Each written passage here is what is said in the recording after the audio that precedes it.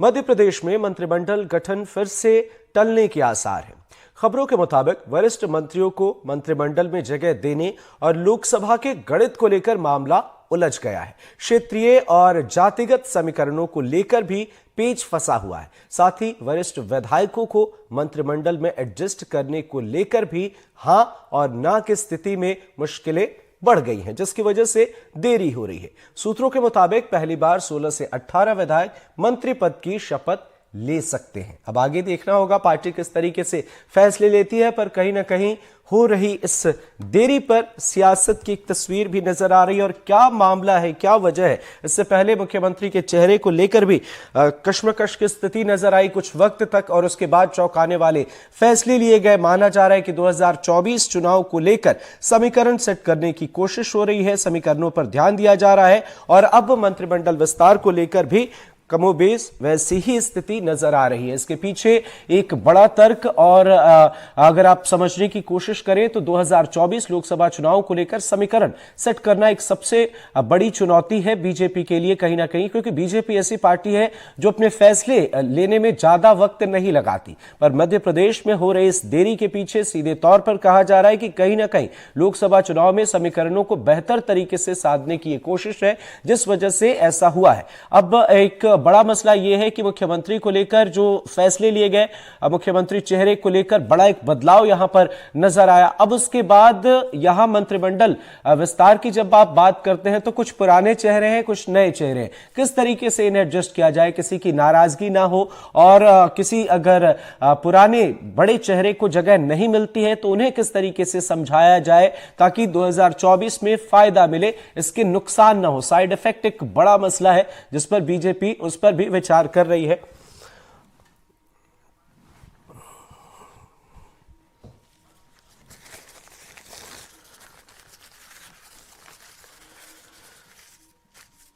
तो हमारी सहयोगी अमृतांशी जोशी हमारे साथ जुड़ी हुई हैं लाइव, और बीजेपी नेता हमारे साथ गुलरेज शेख साहब जुड़े हुए हैं। बहुत बहुत स्वागत है सर आपका, आपके पास आ रहे हैं थोड़ी देर में। अमृतांशी, आपसे समझना चाहेंगे मंत्रिमंडल विस्तार को लेकर हो रही इस देरी को कैसे समझे, क्या चल रहा है सियासी गलियारे में, क्योंकि आप तो एक एक करके तमाम नेताओं से अक्सर मिल रही हैं, बातचीत कर रही हैं, सियासत को काफी करीब से देख रही हैं। अमृतांशी। बिल्कुल, देखिए जब भी मैं नेताओं से बातचीत करती हूँ और तमाम जो नेता हैं, क्योंकि इस बार अभी विधानसभा चल रही है पिछले 2 दिन से, तो सभी से हमारी मुलाकात रोजाना के स्तर पर हो रही है। जब भी उनसे जो है हम लोग बातचीत करते हैं और पूछते हैं कि क्या मंत्रिमंडल विस्तार की हवाएं हैं, तो वो बोलते हैं बिल्कुल, देखिए हवाएं तो है, होगा, होना ज़रूरी भी है, लेकिन कब होगा इसकी जानकारी वो बहुत आसानी से नहीं देते हैं और सवाल को टाल जाते हैं। इसके अलावा जब हम पूर्व मंत्रियों से, वरिष्ठ विधायकों से बातचीत करते हैं कि क्या आप अपने चेहरे को बतौर मंत्री देख रहे हैं, तो बोलते हैं कि संगठन जिम्मेदारी तय करेगा। चाहे अर्चना चिटनिस हो, गोपाल भार्गव हो, आज हमें कृष्णा गौर मिली, क्योंकि कृष्णा गौर भी जो है वो महिला विधायक जो है अब हम कह सकते हैं कि हो चुकी हैं 2 बार की। और कहीं ना कहीं देखिए अब जब इन चेहरों से सवाल किया जाता है तो संगठन का हवाला दे दिया जाता है, क्योंकि संगठन और जो केंद्रीय हम कह सकते हैं नेतृत्व है वो लगातार मंथन कर रहा है कि मध्य प्रदेश में वो कौन से चेहरे होंगे जो कि मोहन कैबिनेट में शामिल होंगे। सूत्रों के मुताबिक ये भी खबरें हैं कि 18 से जो 20 नाम हैं वो लगभग तय हो चुके हैं, जिसमें सिंधिया खेमे के भी कुछ जो है कह सकते हैं कि लोग शामिल हैं। इसके अलावा अलग अलग हम कह सकते हैं कि जो संभाग हैं, अलग अलग जातिगत समीकरणों को देखते हुए जो है खास तौर से देखा जा रहा है कि किनको मंत्रिमंडल में फिट किया जाएगा। लेकिन बीजेपी जो कि एक फॉर्मूला बेस्ड जो है, पिछले जो हमने समय में देखा अमृत की जिस तरीके से मुख्यमंत्री के चेहरे पर जो है सवाल उठ रहा था वो सामने क्लियर आउट हुआ। लोकसभा चुनाव की तैयारियों को लेकर, बड़े चेहरों को सामने रखने को लेकर, तो बीजेपी का एक ट्रेंड जो है वो थोड़ा बहुत समझ में आने लगा है कि वो कास्ट फॉर्मूला को लेकर काफ़ी ज़्यादा जो है वो मंथन करती है। और ये सिर्फ मध्य प्रदेश में नहीं, राजस्थान और छत्तीसगढ़ दोनों ही जगह पर देखने को मिला। मध्य प्रदेश में ओबीसी मुख्यमंत्री हैं, राजस्थान में जो है एक सवर्ण समाज के मुख्यमंत्री हैं, तो वहीं छत्तीसगढ़ में एक आदिवासी मुख्यमंत्री हैं।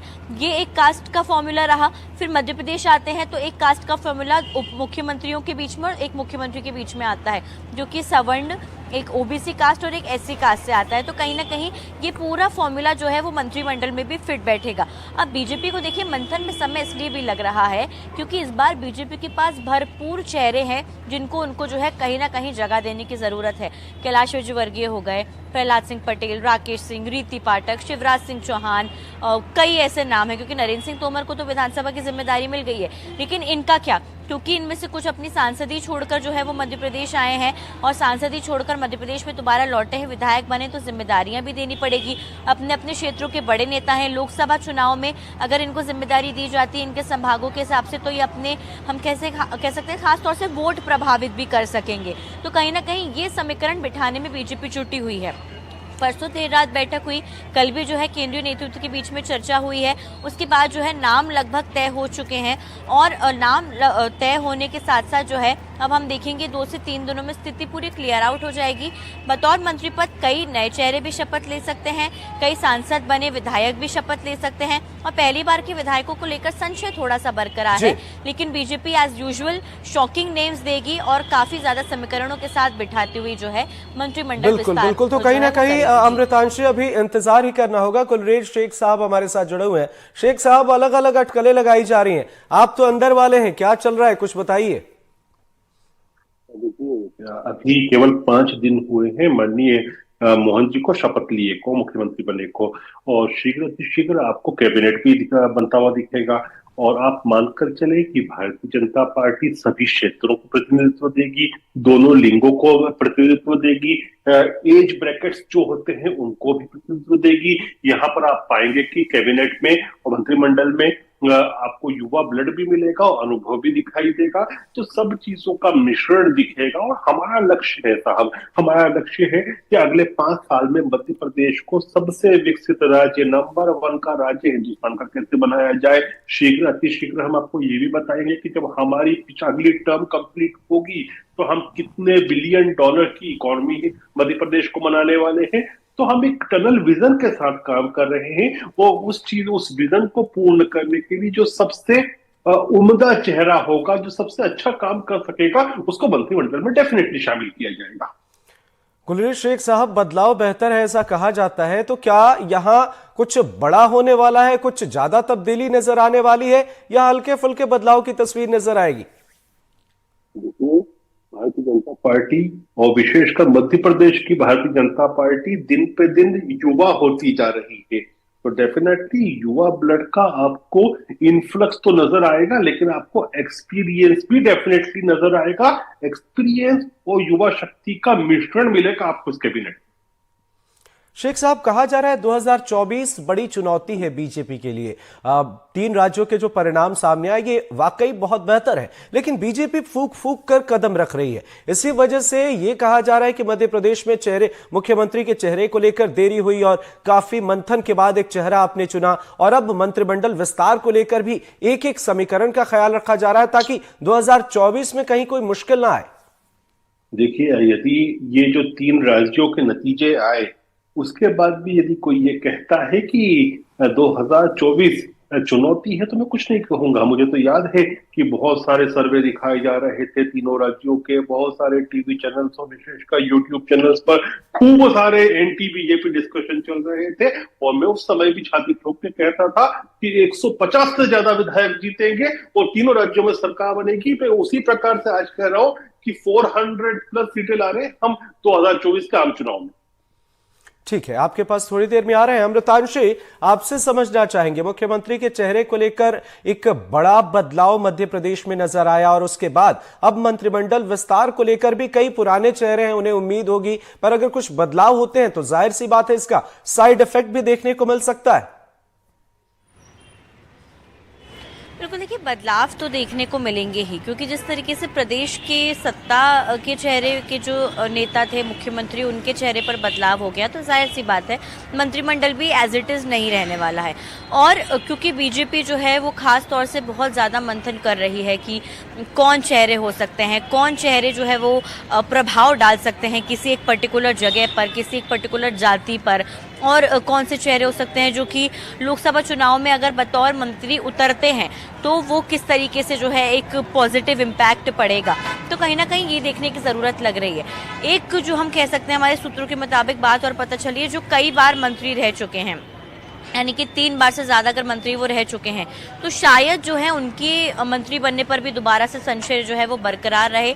हालांकि क्योंकि देखिए कई ऐसे नेता होते हैं जो कि कई बार विधायकी जीत कर आते हैं, लेकिन उनको बतौर मंत्री पद नहीं दिया जाता और उसका वो इंतज़ार करते हैं। क्योंकि देखिए उस दिन भी हम बातचीत कर रहे थे, जब हमने बात की थी कि जो नेताओं की भी जो है पॉलिटिकल एक सीढ़ी होती है, एक हायरार्की होती है जिसको वो चढ़ते जाते हैं। जैसे अगर हम बात करें तो सबसे पहले जो है कार्यकर्ता के तौर पर शुरुआत होती है, फिर धीरे धीरे जिला अध्यक्ष, फिर पार्षद बनते हैं, फिर जो है धीरे धीरे नेता प्रतिपक्ष जो है वो नगर निगम में बनते हैं या अध्यक्ष बनते हैं, फिर विधायक बनते हैं, विधायक से उनकी मंत्री बनने की चाह होती है, फिर आगे की समय जाता है। तो ऐसे जो धीरे धीरे नेता पहुंचे हुए हैं, वैसे ही जो है सभी सीढ़ी भले ही चढ़कर जाते हैं, लेकिन कहीं ना कहीं इच्छा तो होती है। और ऐसे कई विधायक, लेकिन इसके साथ साथ ये भी है कि कुछ लोगों को जिन्हें मौका नहीं मिलता, उनकी नाराजगी भी सामने आती है, उन्हें कैसे दूर किया जाएगा? आपके पास आते हैं अमृतांशु थोड़ी देर में। भूपेंद्र गुप्ता जी, प्रवक्ता कांग्रेस, हमारे साथ जुड़ गए हैं। बहुत बहुत स्वागत है सर आपका। भूपेंद्र साहब, गुलरेज शेख साहब भी हमारे साथ जुड़े हुए हैं, बीजेपी प्रवक्ता। हमने एक सवाल किया कि क्या 2024 चुनौती है और क्या 2024 को देखते हुए, समीकरणों को देखते हुए पार्टी ये सब फैसले लेने में देरी कर रही है मंत्रिमंडल विस्तार को लेकर? तो उन्होंने कहा हमारे पास कोई चुनौती नहीं है, सारी चीजें बेहतर है और जल्द ही ये जो है तस्वीरें साफ हो जाएंगी। आपको क्या लगता है सर, क्यों देरी हो रही है? नहीं, देरी तो अब इसलिए हो रही कि पर्चियों पे सब हो रहा है, तो अभी पर्ची आई नहीं दिल्ली से पर्ची आएगी तो जो है मंत्रिमंडल बनेगा। आज जो है आपको याद हो कि ये सारे जो है ये चर्चा करते रहते थे कि कांग्रेस में पर्चियों पर जो है ट्रांसफर हो जाते हैं, अब तो पर्चियों पर मुख्यमंत्री बन रहे हैं, तो वो पर्ची जो है दिल्ली से आएगी तब इनके मंत्री बनेंगे। ये जो है आज मुख्यमंत्री के जो प्रोरोगेटिव में थोड़ी है ये सब चीजें, ना भारतीय जनता पार्टी के हाथ में, पर्ची के हाथ में। पर्ची जिसकी आएगी वो मंत्री बनेगा और पर्ची जो है से सारे लोग भागते फिर रहे हैं। ये समस्या सामने है। इसमें मध्य प्रदेश का कल्याण हो नहीं हो, मध्य प्रदेश का नुकसान हो, जो भी हो, लेकिन जब तक पर्ची आएगी तभी सब ये फैसले हो पाएंगे।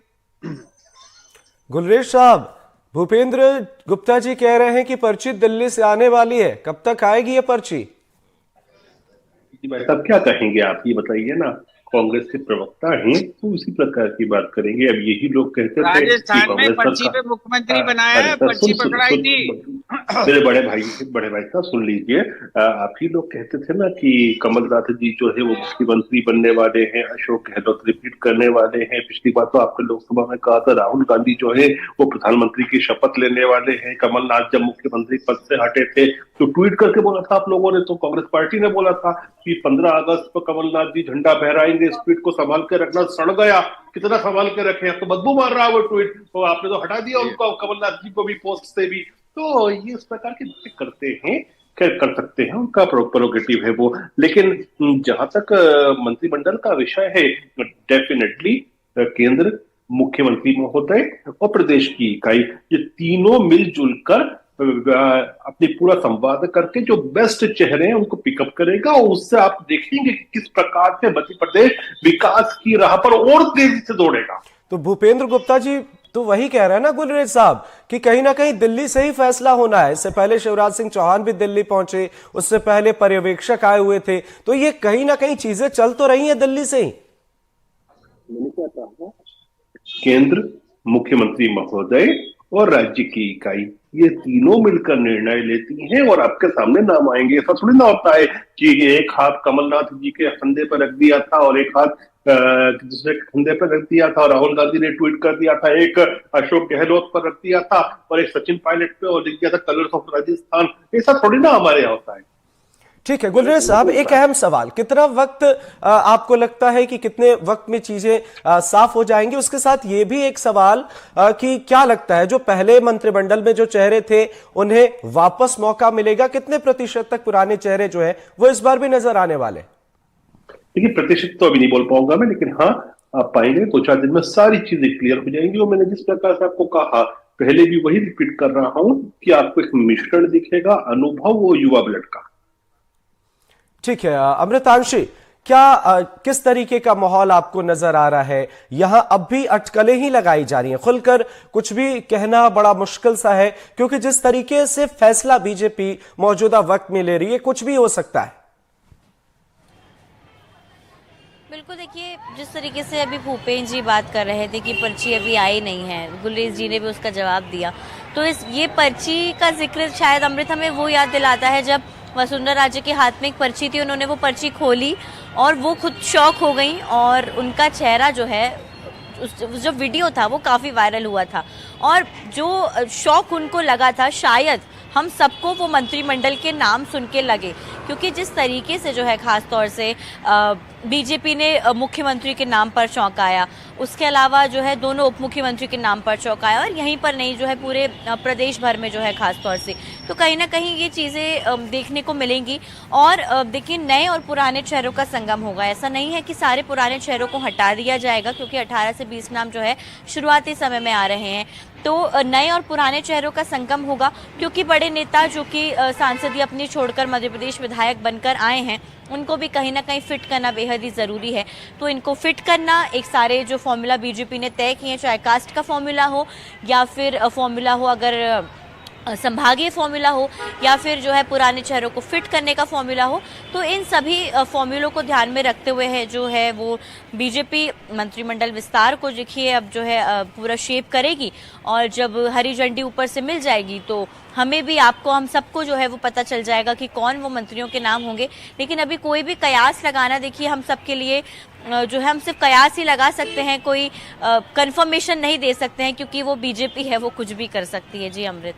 बिल्कुल गुलरेज साहब, एक अहम सवाल है, हालांकि आप तो मानेंगे नहीं, लेकिन नाराजगी को कैसे दूर किया जाएगा? क्योंकि इससे फर्क पड़ सकता है सर, जो सीनियर लीडर हैं उन्हें अगर मौका नहीं मिल रहा तो हो सकता है 24 में उनकी नाराजगी पार्टी के लिए मुश्किल हो। ये नाराजगी के विषय पे भी बहुत संवाद हो चुका है। टिकट जब वितरण किया था तब भी संवाद हुआ था। मुख्यमंत्रियों का, मैं मुख्यमंत्री नहीं बोल रहा, चाहे राजस्थान हो कहीं भी हो, मुख्यमंत्रियों के चयन के समय भी हमने ये बात देखी थी और ये बात की गई थी और अभी भी हम यही संवाद कर रहे हैं। और हर बार ये मालूम पड़ता है कि भारतीय जनता पार्टी विचार बेस्ड ऑर्गेनाइजेशन है। ऐसी नाराजगियां जैसे अन्य दलों में होती है, बीजेपी में नहीं होती है, जबकि जब लक्ष्य लेके आप चलते हो, कैडर के साथ होते हो, तो फिर ये सब चीज नहीं होती कि मुझे ये करना है, तुझे ये करना है। जो ऑर्गेनाइजेशन बोलती है वो करना होता है। कुछ लोग सर ये भी कह रहे हैं कि संघ के भी दखल है, जो चीजें की जा रही हैं उसमें ख्याल रखा जा रहा है, जो बीजेपी का एजेंडा है उस पर जो चेहरे हैं वो आगे बढ़े, क्या ऐसा है? देखिए, संघ इन सब चीजों में कभी भी हस्तक्षेप नहीं करता। संघ हमारा वैचारिक, या आप कह सकते हो स्कूल है, जहां से हम विचारधारा को प्राप्त करते हैं और संघ ये अपने स्वयं सेवकों से यही एक्सपेक्ट करता है कि हम विचारधारा के अनुरूप काम करते रहे। संघ हर चीज में हस्तक्षेप नहीं करता। गुलरेज साहब, क्या एक अटकलें जो लगाई जा रही है कि 16 से 18 मंत्री शपथ ले सकते हैं, ऐसी कोई जानकारी या फिर अंदर खाने कोई चीज चल रही हो जो पहले के मुकाबले इस बार अलग हो, इस बार हटकर हो? भाई साहब, मीडिया की अटकलें हैं और मीडिया की अटकलें भारतीय जनता पार्टी के विषय में कितनी सच साबित होती हैं आप भी जानते हैं, मैं भी जानता हूं, सब जानते हैं। ठीक है अमृतांशी, एक अहम सवाल यहां पर, गुलरेज साहब हालांकि कुछ चीजें अंदर की जो है वो शायद नहीं बताना चाहते, बड़ा एक सवाल है अमृतांशी, जिस तरीके से मौजूदा वक्त में बीजेपी ने फैसले लिए हैं या फिर हम बात करें कि अभी जो चीजें चल रही हैं महज अटकलें ही लगाई जा रही हैं, क्या लगता है आपको समीकरणों को लेकर, या जो पुराने चेहरे हैं, जो नए चेहरे हैं, कौन कौन से वो चेहरे हैं जिनकी दावेदारी ज्यादा बनती हुई नजर आ रही? बिल्कुल, देखिए अगर बात की जाए तो खासतौर से अगर सिंधिया खेमे की बात करें तो उसमें से जो है कुछ मंत्रियों को इस बार हार मिली है, चाहे अगर हम बात करें प्रद्युमन सिंह तोमर की, इसके अलावा राजवर्धन सिंह दत्तीगांव है, महेंद्र सिंह सिसोदिया, प्रद्युमन सिंह तोमर जीते हैं और उनका नाम जो है वो सामने है। राजवर्धन सिंह दत्तीगांव, महेंद्र सिंह सिसोदिया क्योंकि हारे हैं तो कहीं ना कहीं एक तरीके से उनकी जगह अब किसी को रिप्लेस किया जाएगा और इसमें ऐदल सिंह कंसाना है, विष्णु खत्री का नाम सामने आ रहा है, इसके अलावा जो है प्रद्युम्न सिंह तोमर का नाम जो है सामने आ रहा है, जो कि शायद जो है दोबारा से मंत्री बन सकते हैं। तो कई नामों को लेकर चर्चा है और चर्चाएं तो देखिए जोरों पर हैं ही, भोपाल से लेकर दिल्ली तक अमृत। लेकिन जो है अब से कुछ ही हम कह सकते हैं घंटों में या दिनों में ये साफ हो जाएगा कि आखिर मध्य प्रदेश के मोहन राज के मंत्री कौन होंगे। जी गुलरेज साहब, शिवराज सिंह चौहान दिल्ली पहुंचे, उनसे कई मसलों पर विचार विमर्श किया जा रहा है। क्या लगता है कि उनकी राय ज्यादा जरूरी है क्योंकि उन्हें पद नहीं मिला, या फिर जो खेमे हैं किस तरीके से सबको सहेजा जाए, ये एक चुनौती है बीजेपी के सामने? कांग्रेस पार्टी में होते हमारे यहाँ परिवार होता है। और जी, हमें आवाज आ रही है? आपको आ रही है आवाज? जी आ रही। जी, खेमे जो है ना वो कांग्रेस पार्टी में होते हैं, हमारे यहाँ परिवार होता है। और हमारे परिवार के अहम और वरिष्ठ सदस्य हैं शिवराज जी, इसलिए दिल्ली गए हैं और राष्ट्रीय अध्यक्ष जी से मिलने गए हैं। संगठन के विषय में, दूसरे विषयों पर पूरा संवाद होगा।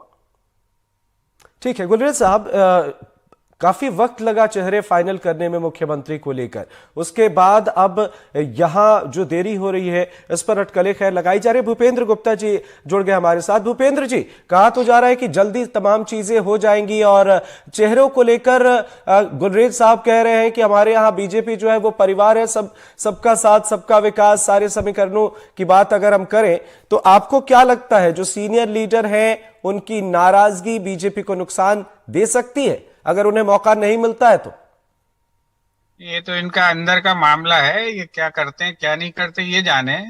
लेकिन जब हम एक डेमोक्रेसी में जिंदा हैं, बात जो है विधायक दल को जो चयन करना चाहिए वो चयन पर्चियां कर रही हैं, तो ये पर्चियों पे ले आए डेमोक्रेसी को, दम भरते हैं कैसी?